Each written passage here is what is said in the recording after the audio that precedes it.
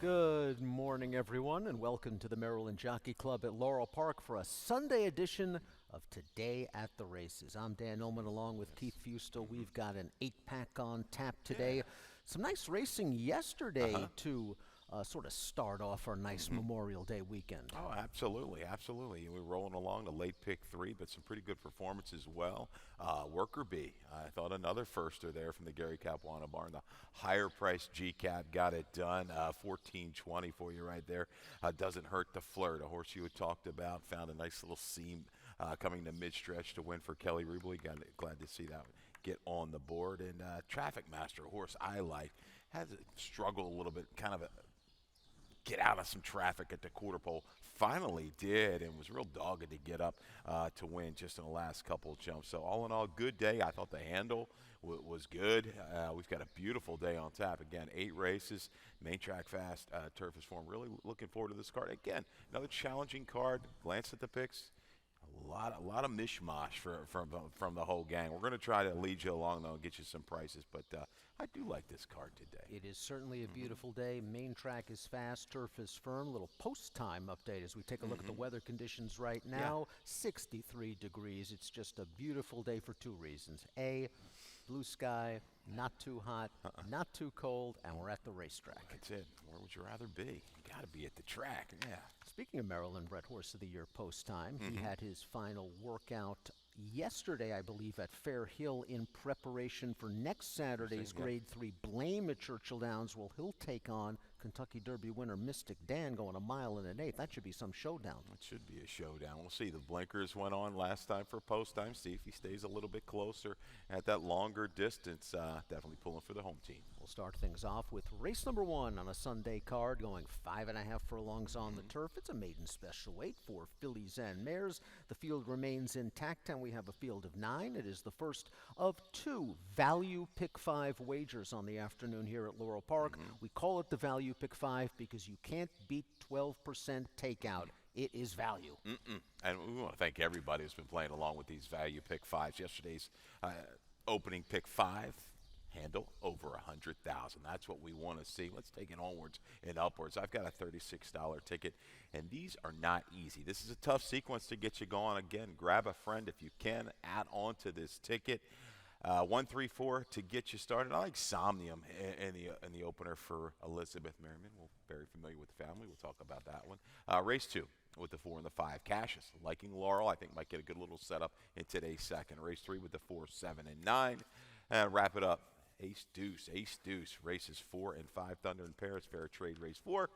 Race 5, Charmin Magnolia win, and a little bit of a value there at 8-1 morning line. It's a $36 early value pick 5. Again, 12% low takeout. Get involved. 50-cent minimum wager. We'll start things off in race number 1 with your top pick, Keith. That's the number 3, Somnium, and we do have a video spotlight for Somnium. I believe this is the career debut on turf, and like a lot of first-time starters, wasn't ready for the start. No, came out slow, and we've seen it with the family.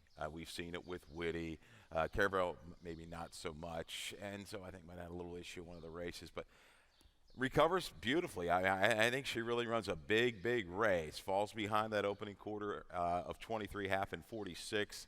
11-12 lengths out of it at one point. Shifts out, ends up 6 wide upper stretch, and makes the good run just to miss to Cassia Nation. 5th place finisher came out of there to win. Reunited with Toledo. Freshened. Lasix. Blinkers. Family. Enzo wins recently. Whitty wins recently. I think there's enough flow in here. I look for Somnium to make a charge and get it done in the opener. And we have a trainer stat for Lizzie Merriman. First after layoffs between 120 and 180 days. 3 for the last 15. Almost a $3 return on investment. This barn's just going so well right now. They had Whitty win. They had Enzo win. They had a horse run very well yesterday and just missed. And Somnium. The winner of that race on turf that we just saw flattered the performance because came back, hit the board twice at Turfway on their synthetic with 74 Beyer speed figure top. This horse is very dangerous. You don't worry about this barn off the layoff, and you're getting Lasix and blinks. Yeah, you got a lot of positive working here for Somnium. Number 3, Elizabeth Merriman, ready to strike again. You go Viola, and this is a horse that took intriguing money, lots of money in debut. Didn't quite live up to the hype, came away a little awkwardly, had to rush up into it, but we're going to change surfaces today. Was on that sloppy sealed surface back in early April. Vacoma, they've shown they can run on anything. Not only do they vin early, but they win on turf. Vacoma 17% with first-time turf runners, and there's a little bit of turf and synthetic on the bottom. The dam was stakes placed, sprinting on synthetic. This horse did take some good money in the career debut, showed some brief speed, tired. I like that the Lasix is coming on, and I like the fact that the runner-up from that last race came right back to win by 10 on dirt with a 64 Beyer speed figure. I think that was a good field. We have a trainer stat for Kerry Bryan. Second out maidens on the flat, 2 for the last 10. It's limited, but it's positive when you see a $4 return on investment. I think this horse can trip out from close to the pace. And you like a firster in here as well. The 2 Miss Out of My Way for Trombetta. I think this horse might have been scratched recently. A half to gold digging broad who's shown some ability on the turf. My concern here is that A, some of the Trombetta first-time starters need a race or two, and B, this horse is kind of bred to go long. Gold Digging Broad did some of her better running on dirt. The Dam was a stakes winner going a mile. The Dam is akin to a horse named Not a Broad, who earned 100 Beyer speed figure on dirt, but going long. So tab maybe for later if today is not the day for Miss Out of My Way. Is there a little bit of a tell, though, when looking at the riders? Trombetta has Sanchez riding the 2. He's been on Beyond Question, who's run on the turf and showed some speed. I mean, he's rides more of the horses for Trombetta, more horses than Toriaba. I was wondering if that could just be a little bit of a wake up there for this first-time starter. Oh, it's certainly to consider, that's for sure. Mo Hype, the number 4, is a horse you've got in there, and this horse has turf in the pedigree. Oh, absolutely. You're looking at the bottom side just talking. Just turf sprint specialist, multiple stakes placed on the grass, a little freshening, blinkers coming off. You see Complexity Jane into the mix, but this is a horse my buddy Mark Fisher's been touting for a little bit. My man down in Lexington is doing some great work for us down in the office with Equibase. But yeah, $225,000 purchase.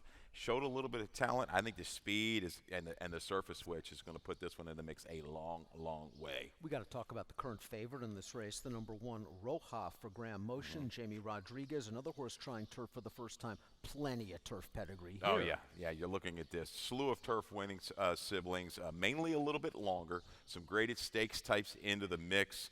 Third star off the break, top side, Caraconte 15% with your turf sprinters. There is definitely a lot to consider here with the 1 Roja. I think positional speed and should be able to finish against this group.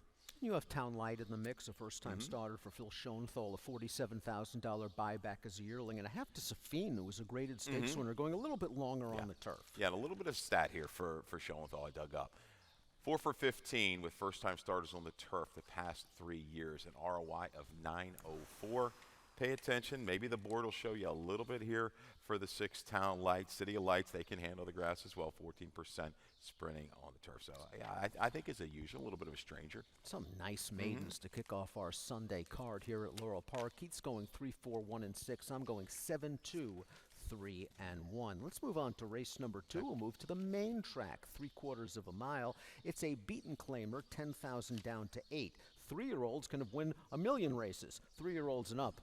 Eligible only if they've never won 3. A field of 6 in here. This is the first leg of our first 50-cent pick 4 wager. The prices have been very good recently in our pick 4. I really think you might be on to something with your top pick in here. That's the number 4, Cassius. This horse did not have an easy trip around 2 turns last time. No. Hung out 3 wide. You see the bid, made the bid 3 deep after 3/4 of a mile against Secret Treasure. I thought held okay. Was gutsy all the way to the wire just to get nipped for second. This horse likes the Laurel dirt. The couple numbers, they work for me. We've seen on this racetrack now. You can close. You can make up some significant ground on the main track. High and wide has worked okay early on. So Cassius with the speed of Parkerness, tough workout. It'll do. We'll be forward. I think things set up nicely for the 4. My only concern, and I like this horse and want to use him in any kind of multiple race wager, is that both of the wins have come around 2 turns, and he seems like maybe sprinting he could be outrun early. So you're kind of counting on the 1 and the 2 to set things up and for this track to keep playing. Yes, absolutely. I'm hoping for that. I think the 5 is going to take a ton of play. You've got line right there, 6 to 5. Every bit of it. Let's go to the video spotlight from that race at Pimlico over the muddy sealed surface. wasn't the easiest of beginnings. And this was a little fractious, Dan, just prior to the gates being sprung. Not only wasn't it the greatest start for It'll Do, you see him get close to the pace, but you're going to see he's going to be taken back, and he just couldn't keep up with a very fast second quarter mile. They went 23.54 for the second quarter, and you see what happens. Yeah. It'll Do was just completely outrun, but you're going to notice that this horse shows no quit. It'll Do continues to rally, is making up ground in the stretch, and perhaps most importantly for today, is just taking a steep class drop. Yep, and he has, the outside speed in this group. I don't think Prince of Portland is a player early, but the willingness late was big. Airbailed the field over this racetrack a couple of races back. I think we'll see a spying trip, maybe tough work at Parkerness. I think their hands are forced from the inside. Unfortunately for my top pick, Tough Workout, his hand is forced, but I think this horse is in pretty sneaky good form. He ran a big race, 3 starts back at 40-1 the last time he ran on fast dirt. And last time out over a muddy track, he broke sharp. He battled with a horse that wound up fading to 5th. And then last time out, he maintained his form with a solid enough performance on turf. These are low-profile connections. The price should be right. He should be right there when they turn for home, but beware, he's 2 for 53 lifetime. Yeah, he's 2 for 53. Super Neaty's a horse I think is just better than its last. I think wants to get back to a fast track, is going to get it today. The 2-back try was very good. Maximum Speed was holding pretty good form, could carry the speed a little bit. This horse was able to kind of work a trip out up the inside to get it done. I think Super Neaty is going to be, in front of Cassius. I think he's going to get the jump on my horse. So let's see if these two can kind of run into it. It'll Do, the horse to beat on the class drop. We'll try to beat It'll Do. You're going 4, 5, 3, and 2. I'm going 1, 4, 5, and 3 in race number 2 at Laurel Park. Race number 3 back on the turf. We're going 1 mile and a 16th. This is one of our feature races of the day. An allowance race. $49,000 is the purse. Take out the 3, the 5, and the 11. They are main track only horses. They will not participate today. Race number 3 is the first of the 20-cent Chesapeake Pick 6 legs. Pick the first place finisher in each of the final 6 races on the Laurel Park card. If you're the only one, you get the jackpot. Get it all. Yeah. Is the 7 Cakes Arrow just too fast in here? The key to it's really an intriguing race because you've got the quality speed of Cakes Arrow and the quality closer of your top pick, the 4, Cocktails at Noon. Pace of this race is really going to determine, I think, the winner. Personally, we're going to talk about Cocktails at Noon first. All right. I think this horse has a lot more upside than Cakes Arrow, and if this horse gets pace, is going to fire. We have a video spotlight for Cocktails at Noon. This is a striking late kick. This is the return try. They didn't go terribly fast and was able to work out a very nice trip in a short field. I did not like the way that Juniper Juice ran against the girls yesterday.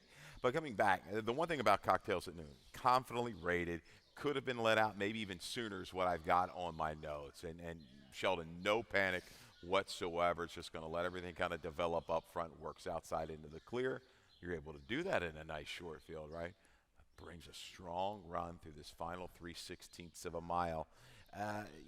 They were walking there and close in it. Things might be a little bit quicker in here, but my concern again is gaudy number Cakes Arrow. First off the claim for Ness. But let's look at his stat first for Brittany Russell and Cocktails. See, we know Brittany brings them back great off layoffs between 6 months and a year. But after they win, they stay good.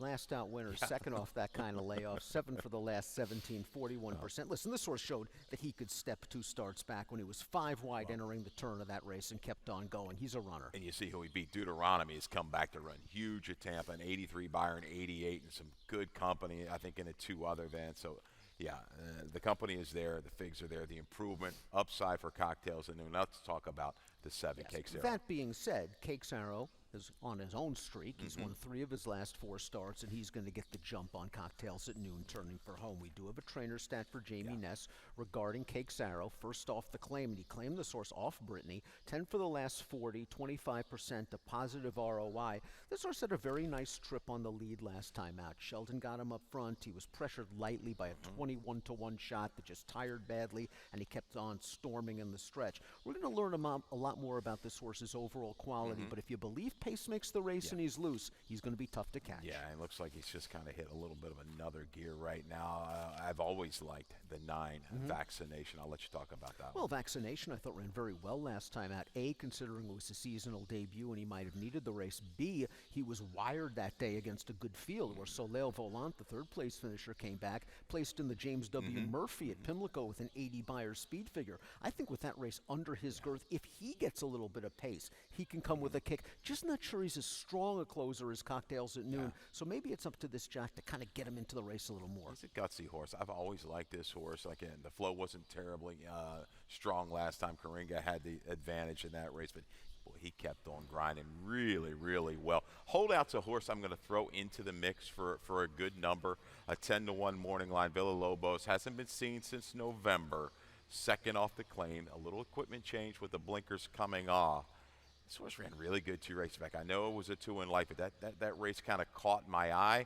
Outside to inside move. I think we'll be able to save ground a long way, and for a very good turf trainer in Suzanne Statenius, I look for this horse to move up. Card Trick came out of there to win 2 of its next 4. So keying against the right kind holdout. If you're looking for value in your Exactus Tries and Super, take a look at this one. I have no argument with that horse. 2 for 3 lifetime on the turf, and I think off the layoff with the equipment change for a very good trainer, as you mentioned. This horse can work out a pocket trip in behind the speeds. Will it be the speed? Will it be the closer? Keith's going 4.971. I'm going 7.498 in race number 3 at Laurel Park. Let's take a look at the field for race number 4. We're moving back to the main track. It's a 6-furlong race. These are for fillies and mares, non-winners of 2 life, claiming range 16,000 down to 12.5. We have a field of 8 in here. This is the first leg of our second value pick 5. 12% takeout on the value pick 5, and our friend and colleague Mackenzie Pfeiffer has a ticket just for you. And again, not an easy sequence. Look at those numbers in race 5. She's going to try to get you started. Oh, I like this, Mackenzie. I like the 2 as well. The 2 fair trade at an 8-1 morning line for Robbie Bales. He's got 2 in race 4. She singles the 2 fair trade. All over the map here in race 5. 1, 2, 5, 9, 11, 12. It's that kind of horse race. Again, 5.5 on the grass. Beaten claimers, the fillies and mares. Wide open affair. Race 5. Race 6 with the 1 and the 5.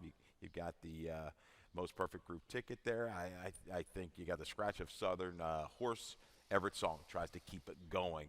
A little freshening for Hugh McMahon. Race 7. 7 and 8. Mission North. No shortness of stamina for that Jack Fisher runner. And race 8, wrap it up, 4, 5, 6, and 10.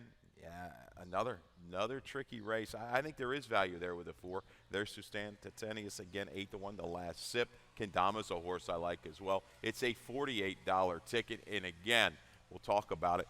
Pick 5s, pick 4s, we've got it all at Laurel Park. And 12% takeout. You can't beat it on our value pick 5s. Let's talk about your top pick and Mac's top pick. Her single in the pick 5, the number 2 fair trade. We have a trainer stat for Robbie Bales. I think this is a very notable stat. Turf to dirt, 12 for the last 53, 23%, $2.49 ROI, and the last time fair trade ran on dirt, this horse mid-moved into a quick pace and hung in there to finish second ahead of Fitness, a horse that came back to win. And breaking this race down, I guess the real speed, the true speed might be what's your big idea, but coming off of that 2-back race and even the most recent trial on the turf where they went pretty good up front, I think fair trade with a good break lays close, can spy and get the jump on the closers, holding value on an 8-1 morning line. I'll take my shot with this one. I got to come out of the gate, and I hope this horse can lay close. I'll bet you a frosty beverage that when you're calling the charts for race number 4, the horse on the lead at the pace call is the 3 on a proud note. Okay. He's got a little bit of speed for Trombetta and might be able to get to the front. I wonder if last time, and we'll talk about what's your big idea, last time this horse went really fast early, maybe a little bit too fast, and this time around, this horse has shown that this horse can sit and finish, and I think she might try to rate a little bit. The bobble might have kind of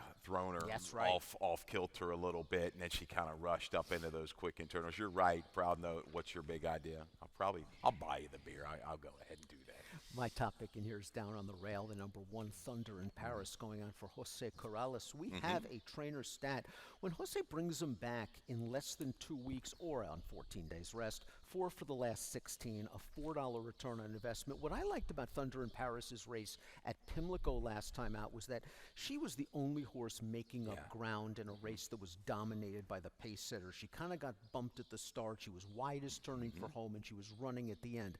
That was an open claimer That's for the key. 3-year-olds. Yes. Now she's dropping in to face non-winners at 2 Life. She was facing several multiple race winners in there. The winner, Dine and Dash, now 3-time winner. In my memories, a 3-time winner who runs a big races for Ferry. You're right. Early trouble, kind of caught in behind. Horses worked outward and finished up. You saw the opening quarter. Now, no run up at the 6th, but that was still kind of slow. 24-1. They picked up 47-4. Thunder in Paris was finishing well. Now, Robbie Bales has your top pick, Fair Trade, but the uncoupled stablemate also can easily win. That's the 7 set ablaze. This horse never got a breather at Charlestown, going 2 turns, prompted the pace.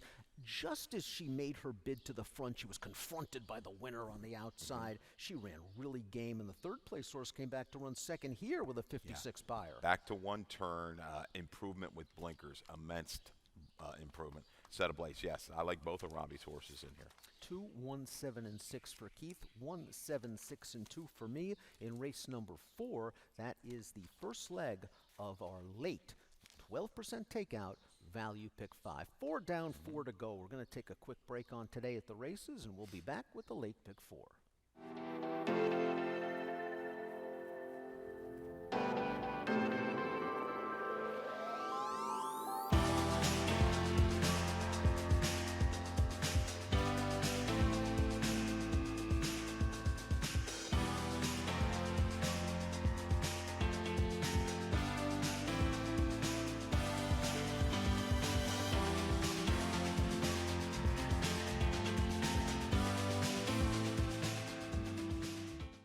Welcome back to Today at the Races on a glorious Sunday morning here at Laurel Park. I'm Dan, he's Keith. Let's take a look at the field for race number 5.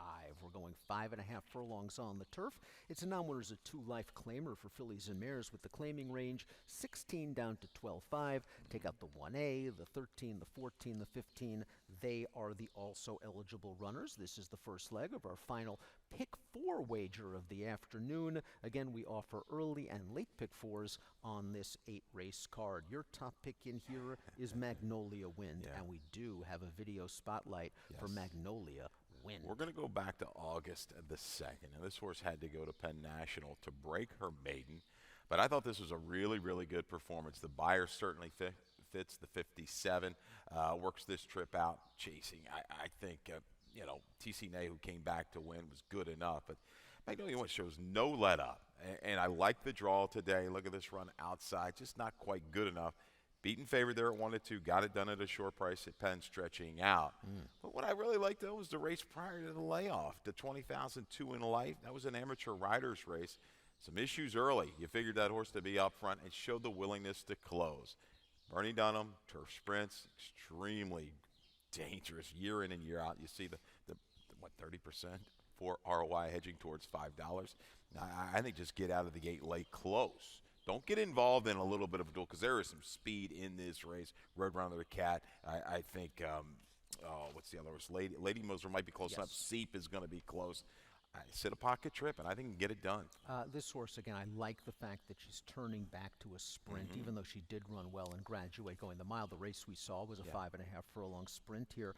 What I also like is that this horse always seems to take money, and in this race you actually might get some value because that last running line, again, it's dirtied up. But that was an amateur race. There was a lot of things going on in there. I think Magnolia Wind is a very live, long shot for you in this race. I'm starting to have a little remorse that I don't have her on top. Charmin is my top pick, but sort of a reluctant top pick. Charmin's got to learn how to get out of the gate. That's been a major problem for this horse. Serious trouble, and against better last time. Slow start going to 5/8 at Pimlico. Made up a little bit of a ground against better horses. Lady Anson, again, I like that. I liked her that day. Trouble. We're going to go to Angel Rodriguez, come down and ride a couple horses. Tell a little story here, Hugh, to Rodriguez and company. I think, yes, this horse is going to like seeing what's in front of her.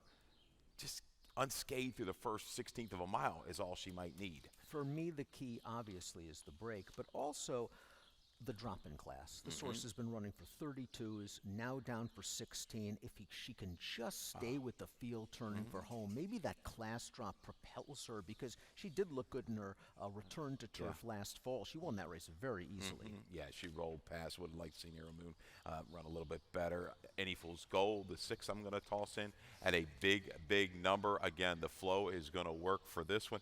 You know when you know. Yes. Do you Probably know? I'll be interested to see what kind of play both of these runners from Brittany get.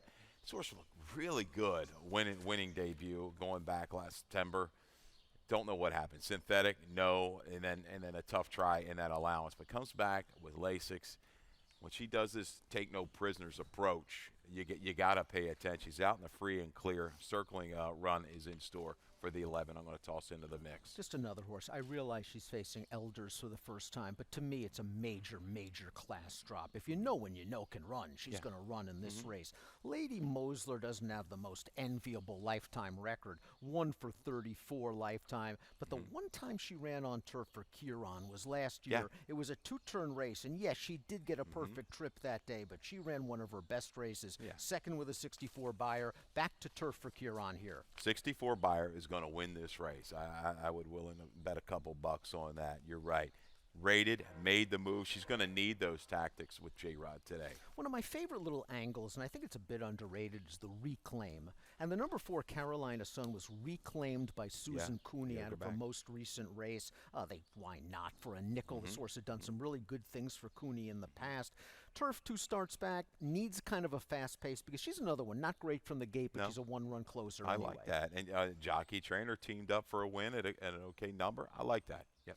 2, 1, 11, and 6 for Keith. We'll see if Magnolia wins, hits that pocket trip. Sharman's got to get out of the gate today on the class drop. 1, 8, 4, and 5 for me in race number 5. Let's take a look at the field for race number 6. We're going a 1-turn mile on the dirt. Let's scratch the number 3, Southern Horse. I think that's the only scratch out of the body of any of the fields today. It's fairly remarkable. Race number 6 does have a pretty good field in here, and there are just some hard hitters. You've got to respect them all, and you got to respect Everett Song. This is the Jackpot Super High 5 race. It's a $1 minimum wager, and a carryover's creeping up. 21.36. I'll take it. I struggle with this race, and I just kind of default here to you got second on the morning line behind the entry. Everett Song, everything he's done right since returning here for Hugh McMahon. And we're going to go to a video spotlight from his most recent race, March 23rd. Decent enough field, comparable field, I think, to what he's going to be facing today. Caught 3 wide. Granted, had the outer post at the 1-turn mile. Might be a little bit easier than the 2-turn, but I think he sets up in a good position today. But the willingness, the want to win is here for this guy, and that's why I just kind of lean to him. Hugh's just done a sensational job with this horse. You remember, he was a stakes winner at Churchill Downs back in 2021. He had his share of problems. Ever since coming back off a year-plus layoff, he has turned the volume up with 4 consecutive victories, including this win. And as you say, this is pure grit. Now, he was entered at Penn National and scratched on April the 23rd, but off layoffs, I don't worry about Everett Song. I like the stat that you brought up here for Hugh McMahon. This is key. So if we're a little bit worried, concerned about the break, no, this will allay the fears. Last out winners, first after 2 to 4 month layoffs, 3 for the last 14, 21% and a 227 ROI. Maybe I'm taking a little bit of a reach with the outside runner in here as my top pick. That's Holy Synchronicity. This horse ran well last time out. It was on a sloppy surface, and maybe you could argue he moved up a bit on the slop, but his race 3 starts back on dirt. He got beat less than a length, and I thought ran pretty well. Last time I kind of bobbled a little bit out of there going the 1-turn mile, was up close to a pretty solid pace, had to alter course inside. He was really trying when second to Amity Road. I'm curious to see what kind of trip he can pull in here. Yeah, I'm wondering too. Who is the flow? I mean, I think Afraid of the Bunny. You think he's just got go ahead and got to go? I mean, caught wide last time, 4 deep, 3 wide, with a little bit of a move against Holy Synchronicity, getting back to a fast track. I think he might be a little bit better on a fast surface. Yeah, I guess he goes. Most perfect, I think, is quick enough. Bill of Rights is a horse I'm going to throw into the mix as well. I think needed its most recent race, got caught up in an extended duel. Love that short comment. I don't think he needs the lead, so I'm hoping I'm hoping Cruz can kind of lay him into that boxed-in trip and bring a finish that last quarter of a mile. We have a trainer stat on group ticket, the Yeah. 1A. Jamie Ness has the entry in here. Ness with last out winners. He keeps them sharp. 15 for the last 40, 38%, a $2.01 ROI. This horse is 0 for 2, though, at Laurel Park. One race, two starts back, did not have a good trip over. Sloppy going. I was a little disappointed with the race on March the 9th. Yeah, I think this horse can be a little bit better. Got back up at the Parks and ran really big. I think Fan Club is Dangerous. a turnaround kind of a horse for Claudio. Out of that, two other than I thought was against the grain of the racetrack. Speed was holding well. The company is there. Hit the road, Jack. Assume nothing. Crossland. I expect improvement here.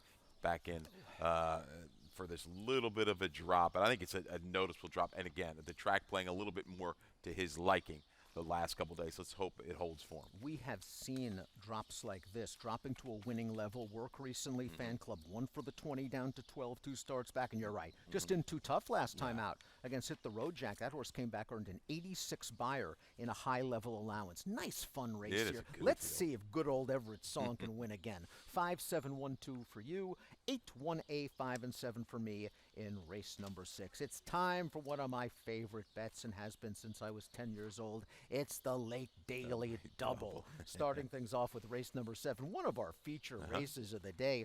We're moving back to the turf, and we'll take out the main track only horses. The number 1, Mr. Jefferson. The number 6, Caravellian Quest. Now, we talked about race flow earlier in the other turf race. This race, there looks like there might be some speed. Plenty of speed signed on. You could start maybe with Joe the Jet, the blinkers going on, trying turf for the first time.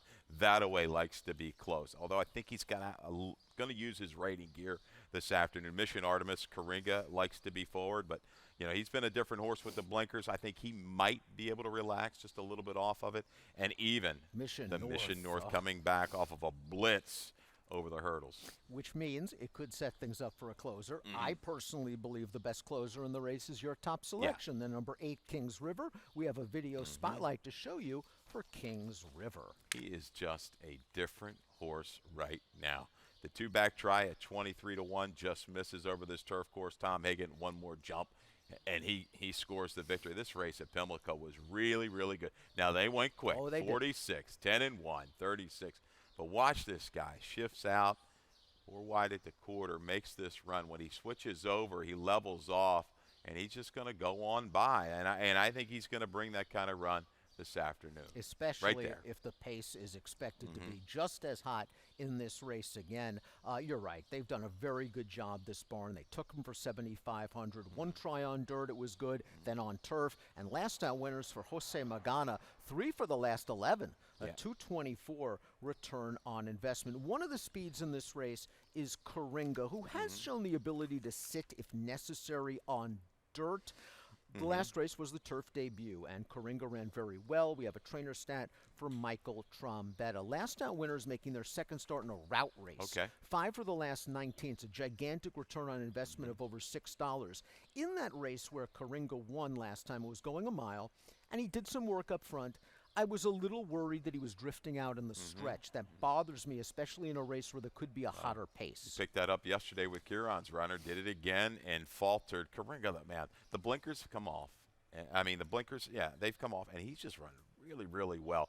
Wins the Open, a other than. You would think this might be a touch softer, but this is a tough group here for the restricted, a other than.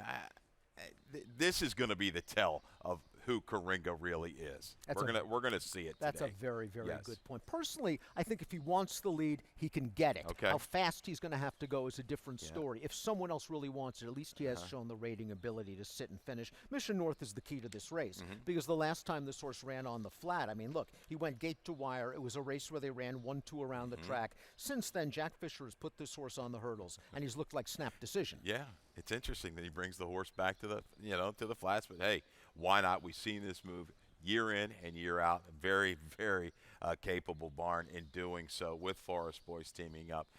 I don't think, he seems to like he's got his act together because he was a really difficult horse to ride. It certainly looked back on the go back. Some scary moments there with horse riding this horse, but he's put it together. He might be just this good right now, and he can sit and make a move. Very, very dangerous at a Mission North. I still think with Kings River and the flow, I still see him 1-2 in here, and he's still going to hold a little bit of value against this group. He's going to be charging in the Yeah. stretches, Kings River. 8753 for you, 5873 for me in race number 8. We're going to close things out with an ultra-competitive race on the turf. Mile and a 16th. It's one of those starter optional claiming events. We've got a full field of 10 in here, and this is another race where I think there's some speed in here. Let's start things off with one of those speeds. That's Kendama. Yeah, Kendama was part of that flow last time out at Pimlico, close enough to make the move into it. What I liked is he kind of survived that last eighth of a mile. We're back here shortening up a 16th of a mile. First off the claim for Kieran. He likes something there. Again, his turf record is solid. I think the company he has kept is good enough. He plays on or just off the pace today for me. I really like the last sip as well, though.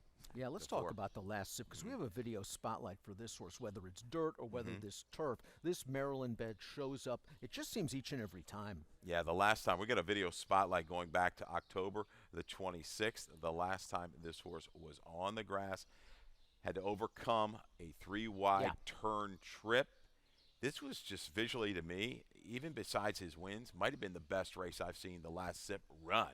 That was the key, I think, is that he had to go 3 wide on the turn while the winner, Hanks Divining Rod, actually followed his cover to about the 3/16, eased out and got it done late. You're going to see the last sip just hop back to his left lead near the wire, but he's all trying. It did take a horse with a perfect trip to beat him. Second off the layoff. We talked about the Stettinius barn. This horse ran really well on dirt last time. It's showing me that this horse is in good form, and if the pace is hot, this one will sit and finish. I'm just going for a big price in here in the number 3, Love Me Not. This is a horse coming off a little bit of a layoff, but he's got some back class. I think he was actually stakes placed at Gulfstream on the Synth back in 2023. He's just taken a giant drop in class. Last time out at the fairgrounds, he was in against F35, who recently won a high-level allowance here with an 87 Beyer speed figure. And then you go back in his form.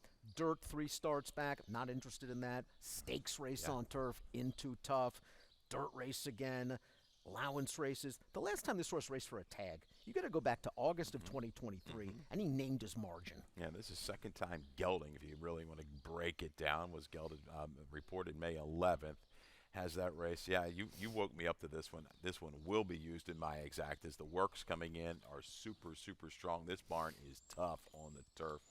Yeah, thank you for the wake up. If the pace, thank me if he wins. If the pace, if the pace is hot, Sell Something is one of the better closers in this race. This horse has to deal with a layoff, but as we talked about earlier this week, the DePaz barn has been going very, very well recently. I thought this horse had a good trip last time out, sort of a garden trip, angled 3 wide, but tried hard to just miss in between. And what I like about Sell Something is he always runs well fresh. Yeah, Will was tough on him. Gave him the old hung comment. You know, got up there, couldn't get by. Prince Kozak. Nice horse. No, Betty McHugh's done a great job with this guy. The wins have been elusive, but all he does is try again. Flow should be good enough.